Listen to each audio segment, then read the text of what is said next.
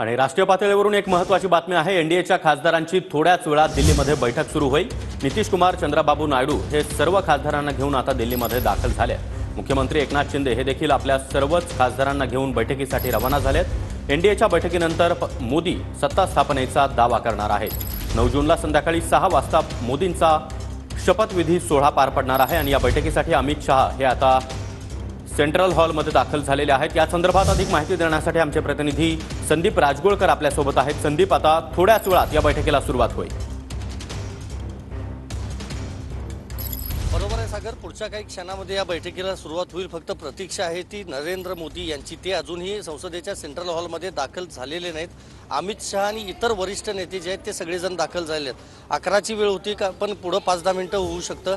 संसदेमध्ये जो central hall आहे त्या सेंट्रल हॉलमध्ये सगळे बडे नेते, म्हणजे ज्या ठिकाणी एनडीएचे मुख्यमंत्री आहेत, उपमुख्यमंत्री आहेत, त्याचबरोबर इतर मोठे नेते आहेत, ते आपापल्या खासदारांसह दाखल झाले आहेत। किंग मेकर अशी आता ओळख झालेली नितीश कुमार आणि चंद्राबाबू नायडू हे देखील आपापल्या खासदारांना, म्हणजे 12 आणि 16 टीडीपी आणि जेडीयू अशी खासदारांची त्यांच्या संख्या आहे, त्यांना घेऊन देखील ते दाखल झाले आहेत। त्यांच्यासोबतच महाराष्ट्राचे मुख्यमंत्री एकनाथ शिंदे आणि उपमुख्यमंत्री अजित पवार हे देखील आपल्या खासदारांसोबत सेंट्रल हॉलमध्ये दाखल झाले आहेत। गोव्याचे मुख्यमंत्री आहेत प्रमोद सावंत, उत्तर प्रदेशचे मुख्यमंत्री योगी आदित्यनाथ देखील आहेत। त्याचबरोबर इतर ज्या ठिकाणी एनडीएची सत्ता आहे त्या ठिकाणचे सगळे मोठे नेते जे आहेत ते दाखल झाले आहेत।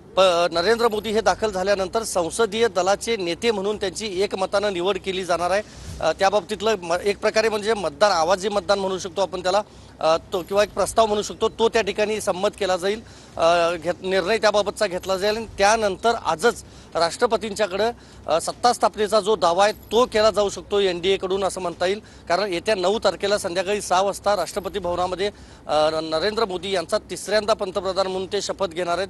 त्यांच्यासोबत काही मंत्र्यांचा देखील शपथविधी जो आहे तो होऊ शकतो। पण सेंट्रल हॉलमध्ये आता आपण पाहतोय अमित शहा हे दाखल झाले आहेत। फक्त पंतप्रधान नरेंद्र मोदी जे आहेत त्यांचीच प्रतीक्षा आहे। सागर, नक्कीच संदीप, या सर्व घडामोडींकडे आपलं लक्ष असणार आहे। वेळोवेळी ताज्या अपडेट्स आम्ही तुमच्याकडून घेत राहू। धन्यवाद या सविस्तर माहितीसाठी। तर भाजपच्या कोट्यातील राज्यसभेच्या 2 जागा आता रिक्त झाल्यात। उदयनराजे भोसले आणि पियुष गोयल यांच्या लोकसभेतील विजयानंतर या 2 जागा रिक्त झाल्या आहेत आणि रिक्त झालेल्या 2 जागांवर कुणाची वर्णी लागणार याकडे आता लक्ष लागलंय। भाजप नेतृत्व रिक्त जागांबाबत लवकरच निर्णय घेणार असल्याची माहिती देखील मिळते आहे।